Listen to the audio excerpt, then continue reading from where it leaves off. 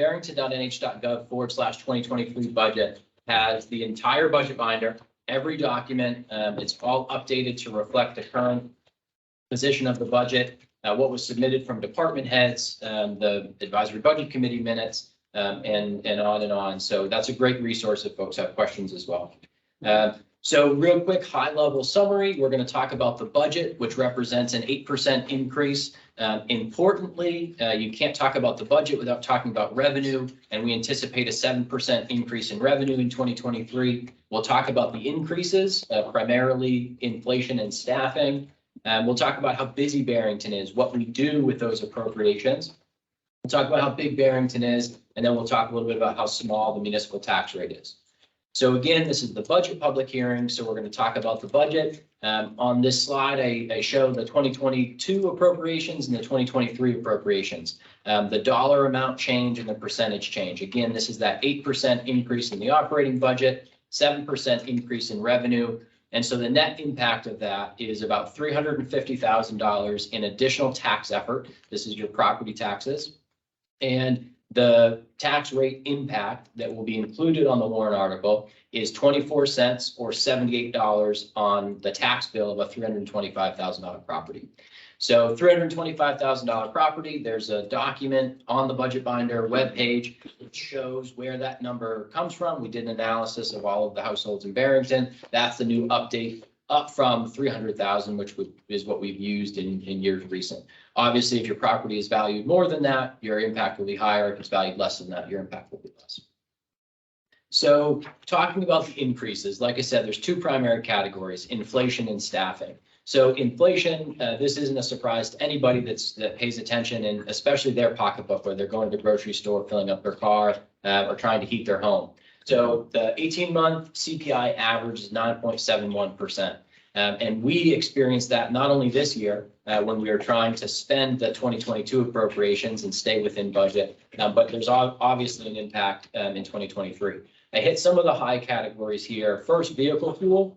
Our vehicle fuel utilization is down 10%, which is great. That we're using our vehicles and taxpayer dollars efficiently. Unfortunately, because prices are up so much, the budget increase is just shy of $60,000. Paving. So the select board invested in a pavement management plan, which lays out how we can stay on top of our bad roads and keep our good roads good. And unfortunately, asphalt being a petroleum derivative, the increase in cost for paving has also been astronomical. This $50,000 just barely allows us to do the same amount we did last year, $600,000 budget. We're also asking for the same $100,000 appropriation as a separate warrant article, but inflation there has been huge. Salt. So I know we talked about this at the board level, but after we set the 2022 budget, our salt prices increased over 50%, and the budget was set. So we had to spend within that budget and deal with that in 2022. So most of the increase in the salt price actually comes from the 2022 increase, not 2023. But the increase in the 2023 budget over 2022 is 45,000. Electricity and heating fuel, those speak for themselves. Fortunately, we're not big users of electricity. We do use a fair amount of heating fuel, but we have been actively taking steps to reduce our utilization. We'll talk about that a little later when we talk about the Energy Capital Reserve and the work of the Energy Committee. So now staffing. Again, this is the second big category of increases in the 2023 budget. Wages and benefits reflect 60% of the total operating budget in Barrington. And the listing that you see here on the slide is each one of the components of wages and benefits which have impacted the budget. I'll hit most of them. Now, one of the things that we talked about quite a few times at select board meetings over the year is the shifting of costs from the school. They stopped providing facility management services for the town. We hired a facility manager. They canceled the custodial services contract. We hired a custodian. And so those costs are to maintain the level of service, not even add any additional service. The select board invested in a wage study addressing the recruitment and retention problems to make sure that we were meeting the market with wages and benefits for employees. And so this budget includes the implementation of those recommendations. Late in the year in 2022, the select board authorized the addition of a 4th full-time firefighter EMT in the fire department. So that budget is, the funds for that are budgeted in 2023. I will note that we separated out the wages and benefits, and the benefits or the wages for 2023 are actually going to come from the ambulance revolving fund, which reduced the budget impact by about $45,000. And so that was something the fire chief offered when he suggested the position, and helped make some room in the budget as we finalized it. The library is proposing some changes to their FTE, transitioning full-time to part-time and part-time to full-time. So those costs are included in the budget. And then there's general census changes that we have throughout the year, an update for the 2023 proposal.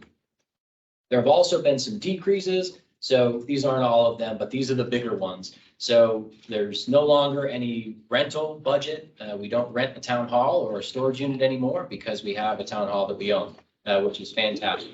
The transfer station utilization is down based on the rules and regulations and the fee schedule. And so the budget can be reduced there, 26,000. Bond interest. So of course, when we moved into this building, we expected that we would be paying a bond for 25 or 30 years. Because we received a $1.5 million grant from the federal government, there's no ongoing cost, bond cost to this building, just maintenance and operating costs. And so that does not need to be in the budget. Talked about the facility manager. One of the things that we did to lessen the impact of adding that position and picking up the slack, and to make sure that we took good care of our facilities, is we transitioned to part-time, the part-time wages, $20,000 that were in the highway department, and move those to the facility manager. And one of the duties and responsibilities of the working facility manager will be to fill those duties and responsibilities in the highway department during winter maintenance. And finally, vehicle maintenance. So we have a vastly improved maintenance program in the highway department and newer vehicles. And so we were able to reduce that budget in 2023 as well. So this is what the warrant article looks like. I won't read it, but it's $8.279 million. The default budget is just over $8 million. Again, the 24 cents on the tax rate and $78 on a $325,000 property. The select board later tonight will be asked to vote, make their recommendation vote, which will be included on the warrant article. And the advisory budget committee will be meeting tomorrow to record their recommendation votes going into deliberative session. So we talked about our appropriations. We talked about some of the services provided by the town and what is changing. Now we need to talk about how we're going to pay for them. Obviously, what comes to mind most immediately for folks is their property taxes. The 2022 was the first year that property taxes actually represented less than 50% of the funding that we use for our appropriations. It's 49% this year, and it's still the biggest chunk, but there's a lot more to the equation than just property taxes. So this is the 2022 tax rate of $19.85, and only $3 of that is the municipal portion. And so here's that pie chart. $3 represents 15% of the total tax rate. And so, of course, you know, that this is what we have control over. This is what's under our jurisdiction. Mr. Bailey. Excuse me for interrupting, but I have a question. How do we rate for the rest of the state, please? Stay tuned. Thank you very much. I've got some charts and maps that will address that. Thank you. You're welcome. So where do we get the other 51%? So that's vehicle registrations, fees for service, the transfer stations, a good example of that. State and federal aid, which has increased in recent years, the state aid through meals and rooms tax, and other miscellaneous sources. So here's that pie chart. You see the 49% that's property tax. A quarter comes from vehicle registrations, which is something that we haven't seen an increase in, and we're not budgeting an increase for 2023. Best analysis shows that it's a result of inflation and availability of new vehicles, but that's a big portion of our revenue comes from motor vehicle registrations, state and federal aid, fees for service, and miscellaneous categories. We're budgeting a 7.23% increase in locally collected revenue, and that's what helps us offset the additional appropriations. So something we're very proud of in 2022, we were able to secure over $2.3 million in grants. This is money in addition to the appropriations approved by voters. And these grants have allowed us to meet the needs of residents without going to the residents and asking for additional appropriations. We bought a stretcher and AEDs. We replaced the computers in the police department. We've got a generator on order for this building. Obviously, we talked about the $1.5 million. All of this, it doesn't happen accidentally. This is represents countless hours of work by employees to track this money down, to do right by the residents of Barrington, and get everything that we can out of the money that they appropriate and pay in their taxes. And, you know, I hear sometimes that some of these programs are, these granting programs may be frivolous and adding to federal debt and things like that, which is a very good point. But from my perspective, if we're not trying to get as much of that money to Barrington, we're doing a disservice to the residents of Barrington because they're paying into it and it's debt that they're going to experience. So the more that we can get back to benefit the residents of Barrington, the better off that they are, regardless of your opinion or perspective of the policy decisions of making money like this available. So I'm going to talk a little bit about what we do. This is just a quick snapshot of the various corners of municipal government. So we keep track of over 5,000 individual parcels. So this is assessed values and updating records on each one of those properties. Issued over 750 building permits. We talked about the $2.3 million in grants. Fire and ambulance responded to 1,100 calls. The highway department maintains 80 miles of roads. Land use, both the zoning board and the planning board processed 75 applications in 2022, which is a tremendous amount of work, not only for the citizen volunteers, but also for the staff. The library is an astronomical number. There were over 67,000 borrowed items from the library. The police department responded to almost 20,000 events or calls. The recreation department put on over 40 programs and catered to 44,650 participants. The tax office issued bills and collected receipts for $27 million in property taxes. The town clerk registered 13,000 vehicles. And this number always surprises me. We have 9,400 residents. There's 2,200 registered dogs in Barrington. And that's not even all of them. We know that there's unregistered dogs in Barrington. That's a huge number.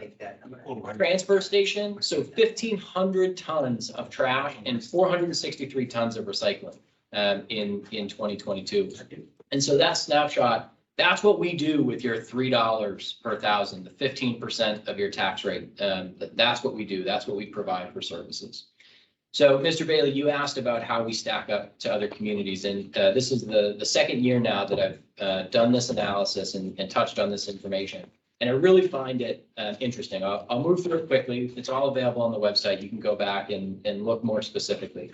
But we talk about Barrington's rural character. Top to bottom, what a tenet of our local government is working to maintain and preserve the rural character of Barrington, which is really an uphill task because Barrington isn't small. So we'll look at 3 categories of data which really show the size of Barrington compared to the rest of the state.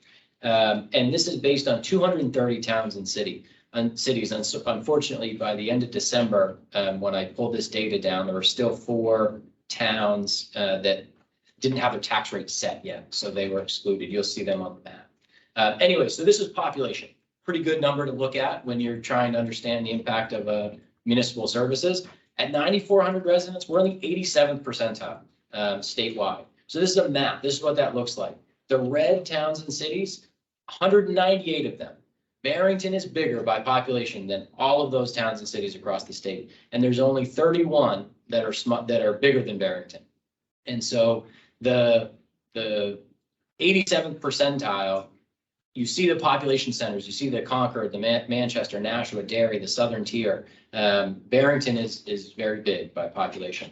This is valuation. So this is the total value of all 5,000 parcels in Barrington. It's $1.4 billion. At that valuation, we're the 83rd percentile statewide. So there's 192 communities that have a smaller valuation and 37 that have a larger. This is land area. So at 46.44 square miles, we're the 80th percentile. And there's 181 communities smaller than Barrington, and 48 larger. You look at the northern tier of the state, with the exception of a couple of our neighbors, there really aren't a lot of communities as big as Barrington in the southern tier of the state, where we are.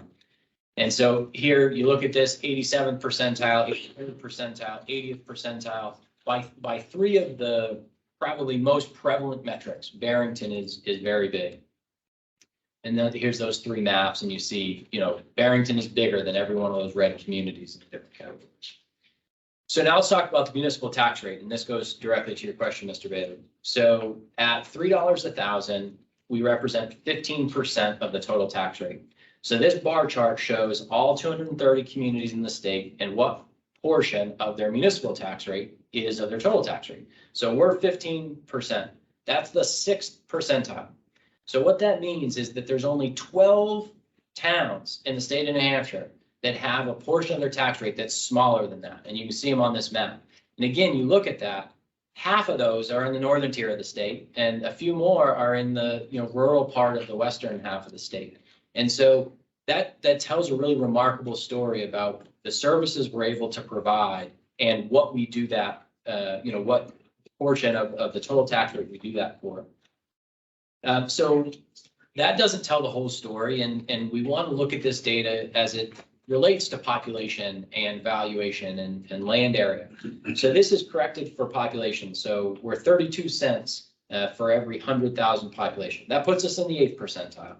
And so there's only 17 communities that have a smaller municipal tax rate corrected for population. And again, look at that. You see those red communities: Concord, Manchester, Nashua, Derry, Rochester, Dover. All of these communities that are not in the same category as Barrington, but that's where our municipal tax rate falls. When it's corrected for land area, which is really important for the highway department, how much they're maintaining. So 65 cents per 10 square miles. We're in the 9th percentile. There's 19 communities smaller and 210 larger.